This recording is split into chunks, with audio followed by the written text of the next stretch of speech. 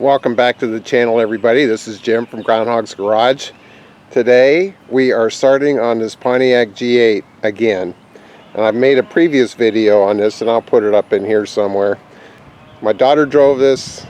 We've probably owned this thing 6 or 7 years, and as I mentioned in the other video, I absolutely love this car, but it's in need of some TLC.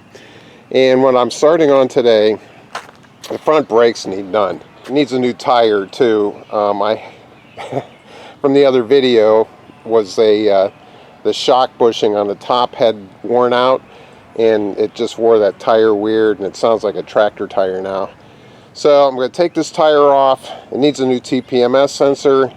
I need new rotors. I've got the pads already, and I figured maybe we'll detail the calipers too. So I thought I'd bring you along and show you what I'm working on before. It's been sitting here a while, but before I get to taking it apart, and we'll just kind of go through this. And the video is just going to be about this one tire, one wheel, cleaning it up, and it's probably going to be the same process I go through all four. Take the wheel off, detail it, clean the hoop, put a new rotor on, clean up the caliper and the bracket, put the new pads on, make it look like new in there. So I thought I'd bring you along.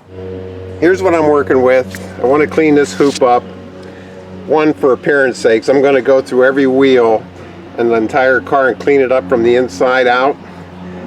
Also, I don't want to hear any moaning from the tire shop about, oh, the weights might not stick.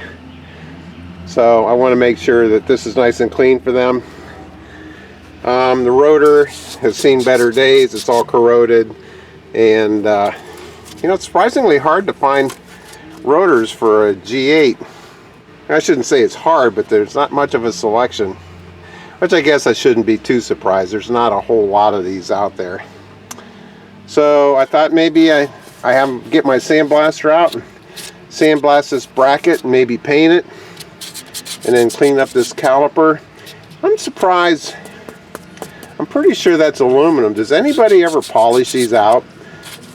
Wouldn't that be cool with a black and then a polished aluminum caliper? You never see that. At least I haven't. So that's where I'm at. I figured since I was going to pull out the sandblaster, I might as well pull off both the front brakes off the car and do it, because I'm going to put pads on both of them anyway. These are the calipers, and sandblasting, it has a great finish, and sandblasting, the results are great because this will clean these off really nice, but when you don't have a blasting cabinet, it's a mess. So if I'm going to do it, I might as well do both of them. And here is the sandblasted version. I didn't get it perfect because I ran out of sand. See how the top came out really nice? And I made sure that when I did have full amount of sand, I got those pads in there, and they are perfect, because you know, it gets scaly. It gets scaly in there, and you don't want you won't be able for the calipers to move in there. So when I get the new hardware there, get some paint on here, we'll be good. But yeah, it turned out pretty good. I'll throw a little paint on there, a little caliper paint or something, and I'm going to paint it black. And that should dress up the wheel well a little bit, don't you think? Here are the calipers. They're all painted. They look great. Got a little wet because of the rain, but the paint had already cured, so no big deal. Now I'm getting ready to do the other hoop from the other front wheel. So this is a great contrast between how it was and how it looks afterwards. But here's how the other one looked, and here's how it looks now. So I'm going to give this one one more clean. As you can see, there's some fingerprints and stuff, but I want to get it clean and do the other side, this side here, and then I'm going to put some ceramic coating on it to help it stay cleaner. And then this probably will take, this takes time, especially when they're this bad. This will take me at least an hour, and then to get this stuff off of here, the old weights, the old glue from the old weights. There's some more here. So I'm getting ready to do that, and I've got the new rotors just sitting on the spindles on the car, but I can put the brackets on and the pads and stick those in there, and then I'll show you what that looks like. And then, you know, I've got the caliper brackets painted up real nice, and I think for right now I haven't decided, do I want to paint these? And I'm thinking yellow would be pretty cool, or do I paint them red? I mean, red would look cool too with the black caliper, and I don't know, we'll see. But I think I might just hit those with some Scotch-Brite pads and get some of the corrosion off and clean them up a little bit and see how those look out. Get the pads and get this thing together so I can drive it. You know, this is a time-consuming job.